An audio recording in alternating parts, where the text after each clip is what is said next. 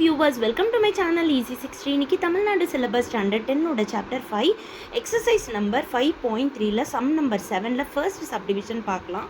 ரெண்டு பாயிண்ட்ஸ் கொடுத்துட்டு equation of the line கேட்டிருக்காங்க.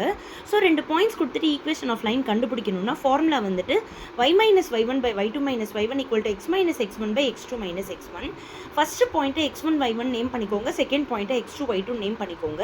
இப்போ நீங்கள் ஃபார்முலாவில் சப்ஸ்டியூட் பண்ணுறப்போ y minus y1 பதிலாக 2/3 divided by y2 பதிலாக -2, அடுத்தது minus y1, so minus 2/3 is equal to x minus x1 x minus 2 divided by x2 வந்துட்டு minus 1/2 minus 2.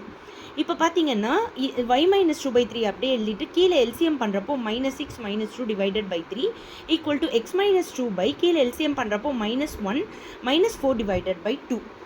இப்போது இது மறுபடியும் மேலே இருக்கிறது நீங்கள் எல்சிஎம் பண்ணிங்கன்னா 3y minus 2 divided by 3 divided by -6 -2 -8/3 ஆகிடும் equal to x minus 2 by -5/2.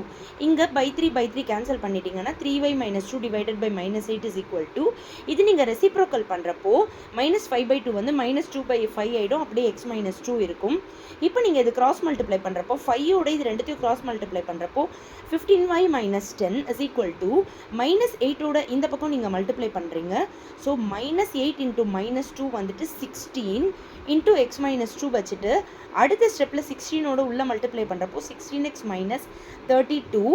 இப்போ எக்ஸ் பாசிட்டிவாக இருக்கிறதுனால இந்த ரெண்டு டேர்மும் நீங்கள் இப்படி கொண்டு வரீங்க. ஸோ 16x minus 15y -10 அப்படி போகிறப்போ +10 minus 32 equal to 0.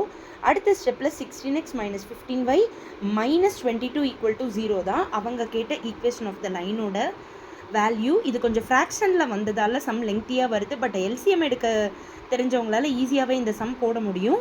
Thank you viewers.